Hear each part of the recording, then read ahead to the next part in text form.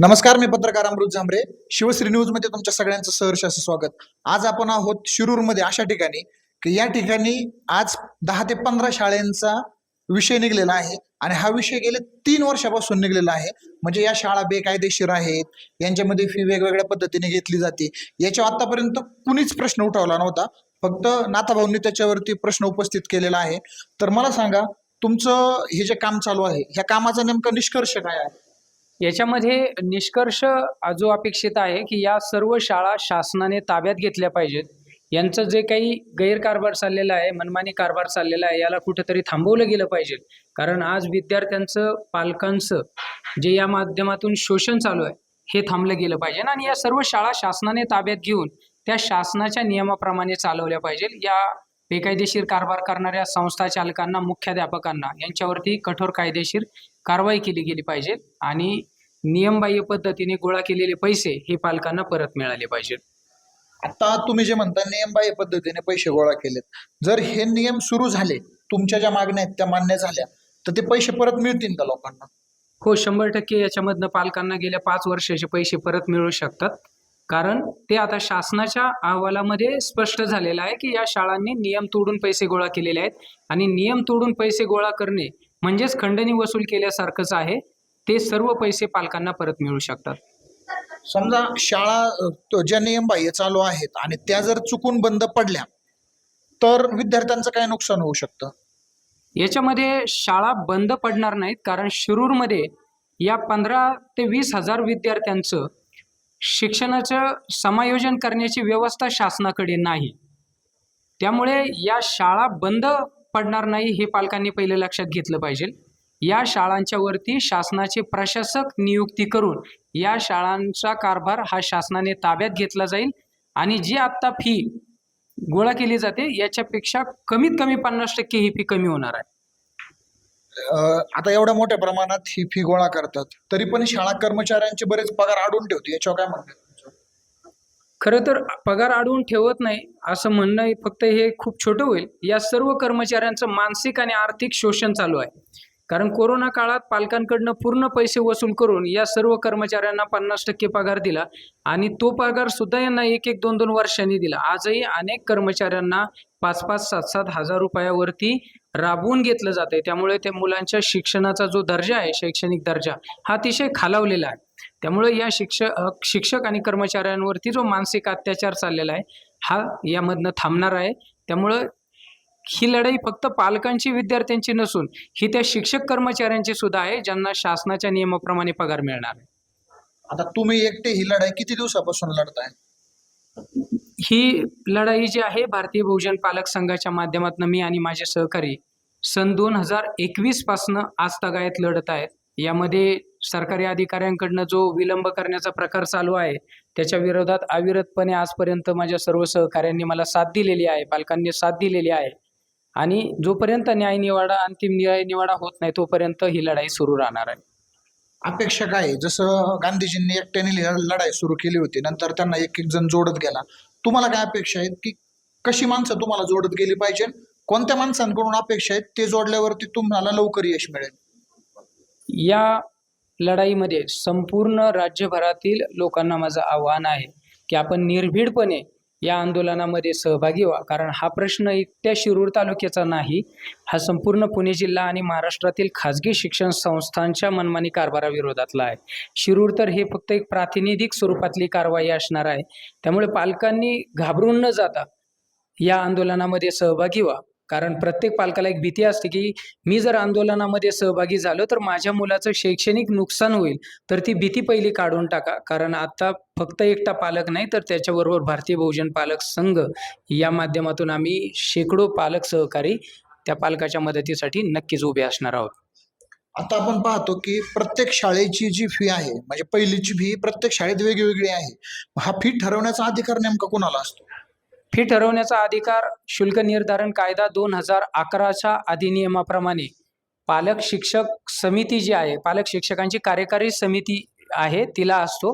परंतु आज रोजी पालक शिक्षक समित्या या शाळांमध्ये कार्यरत नाहीत आणि ज्या समित्या शाळांनी बनवलेल्या आहेत त्या त्यांच्या मर्जीतल्या लोकांच्या बनवलेल्या आहेत. त्यामुळे फी ठरवताना जो शाळांनी प्रत्यक्ष खर्च हा त्या समितीच्या बैठकीत मांडला गेला पाहिजे आणि त्या प्रत्यक्ष खर्चाच्या पटीमध्ये म्हणजे प्रत्यक्ष खर्च डिवायडेड बाय विद्यार्थी संख्या आणि त्याच्यावरती काही विकास कामाचं जे काही करायचे आहे आराखडा तो मांडून मग 10% त्याच्यावरती अधिक फी शाळांना ठरवता येते. परंतु त्यासाठी त्या पालक शिक्षक कार्यकारी समितीची त्याला संपूर्ण मंजुरी लागते. परंतु आज रोजी पालक शिक्षक कार्यकारी समिती ही शाळांच्या मर्जींमधल्या लोकांची आहे. त्यामुळे जाणीवपूर्वक यामध्ये पालकांच्या प्रतिनिधींचा वापर करून पालकांचं आर्थिक शोषण केलं जात आहे असा प्रकार चालू आहे. यामध्ये एक गोष्ट मी सांगू इच्छितो की पालक शिक्षक कार्यकारी समिती जी आहे त्या समितीतल्या जे सदस्य आहेत त्या लोकांना ह्या नियमाचं ज्ञान नाही आहे आणि त्यामुळं हे सगळं फीचं जे शोषण आहे ते होत आहे. या संदर्भात आम्ही गट शिक्षणाधिकारी आणि शिक्षण संचालक यांना मागणी केलेली होती की जे पालक शिक्षक कार्यकारी समिती आहे यांना त्याबाबत तुम्ही कार्यशाळा घेतली पाहिजे. शासनाने त्यांना काय काय अधिकार नियमात दिलेले आहेत ते नियमाची त्यांना जाणीव करून दिली पाहिजे जेणेकरून बेकायदेशीर आणि भरमसाठ फी जी ही लागू करतायत ती लागू होणार नाही. आणि जे पालक शिक्षक कार्यकारी समितीची जी मीटिंग होते दर वर्षाला जी पालक सभा जी घेतली जाते शाळेकडून तर पालक शिक्षक कार्यकारी समितीच्या सदस्यांना बोलवलं जातं, चहा पाजलं जातं, त्यांना गुलाब पुष्प दिलं जातं आणि त्यांना सह्या घेऊन पाठवलं जातं आणि त्या सह्यांच्या मार्फत ही फी जी आहे ती ठरवली जाते. मग कोणी 50,000 ठरवतं, कोणी 40,000 ठरवतं, कोणी 1,00,000 रुपये ठरवतं. परंतु नियमानुसार असं आहे का शाळेचा एकूण खर्च वार्षिक खर्च डिवायडेड बाय भागिले विद्यार्थी संख्या जी शाळेची विद्यार्थी संख्या आहे ती करायची आणि त्याच्यामध्ये 10% जास्त अतिरिक्त शुल्क म्हणून ते घेऊ शकतात आणि त्यानुसार ती फी ठरवली जाते. तर आता आम्ही जी शिरूर शहरातील RMD शाळा आहे किंवा इतर जे शाळा आहेत त्यांचा जो खर्च काढला तर साधारण 1 ते 1.5 करोड रुपये त्यांचा वार्षिक खर्च आहे. जास्तीत जास्त 2 करोड धरले तर 1,500-2,000 विद्यार्थी आहे तर ती फी ती शुल्क 12,000 रुपयापर्यंत होऊ शकते. परंतु ती फी 25,000 रुपयापर्यंत घेतली जाते. हा त्याच्यातला फरक आहे. हे पालक कार्यकारी समितीच्या सदस्यांना लक्षात आलं पाहिजे. त्यासाठी कार्यशाळा होणे गरजेचं आहे. म्हणजे शाळा सुरू करून कमीत दुप्पट नफा मिळवला जातो असं यांचं म्हणणं आहे याच्यातून. तर मला सांगा की आतापर्यंत ही तुम्ही 3 वर्ष झालंय म्हणता लढाई चालू आहे. इतक्या दिवसामध्ये तुम्हाला वेगवेगळ्या पद्धतीचा काही त्रास झालाय का? हो, याच्यामध्ये अनेक वेळा व्यक्तिशः त्रास झालेला आहे. माझ्या स्वतःच्या मुलाला सुद्धा शाळेने रिस्ट्रिकेट करण्यापर्यंतचा प्रकार माझ्याशी घडलेला आहे. परंतु या सगळ्या गोष्टींना मी कुठेही बळी पडलो नाही. काही आमिषही दाखवण्याचा प्रयत्न यापूर्वी गेल्या काळामध्ये झाला, परंतु कोणत्याही प्रकारच्या आमिषांना जे आहे आम्ही बळी पडलो नाही आणि ही सर्व हक्काची पालकांच्या हक्काची लढाई आम्ही अविरतपणे लढत आहोत. आता नगरी भाषेत एक म्हण आहे, घरचं खाऊन लोकांचा उचापत्या करायच्या. तर याच्यावर असं तुमच्या घरून असं काय फोर्स होतो का तुम्हाला, कशाला बाबा हे करतो, पोरग तुमच्याकडे काय दृष्टीने पाहता का, पप्पा काय चाललंय तुमचं, मला रिस्ट्रिकेट करायची वेळ आली?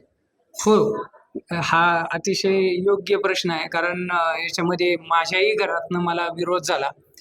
मी एका मल्टीनॅशनल कंपनीमध्ये HR ची नोकरी सोडून 3 वर्ष या विषयासाठी आज पालकांच्यासाठी लढत आहे.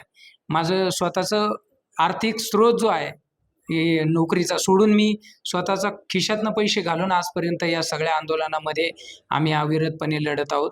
त्यामुळं घरचं खाऊन लोकांची धुनी धुणं ही जी म्हण आहे ती माझी स्वतःला सुद्धा लागू होते आणि माझ्या परिवारातनं सुद्धा मला सुरुवातीला यासाठी विरोध झाला. माझ्या मुलाने सुद्धा मला त्याच्यामध्ये सुरुवातीला बोलला की पप्पा मला खूप त्रास होतो शाळेत.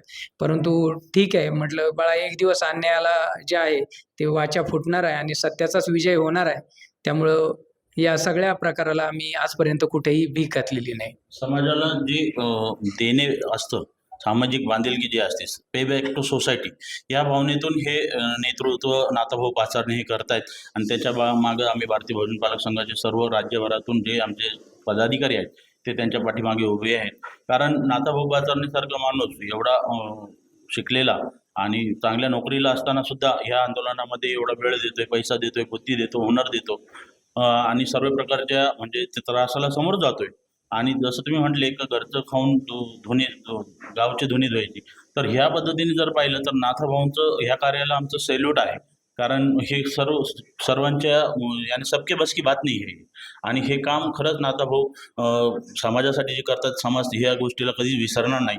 तुमचं ह्या बाबतीत करून आम्ही कायम लक्षात ठेवू. आता काही पालक म्हणतात की माझ्याकडे फी मी माझ्या पोराची फी भरतो, तुम्हाला काही उचापत्या करायची गरज नाही.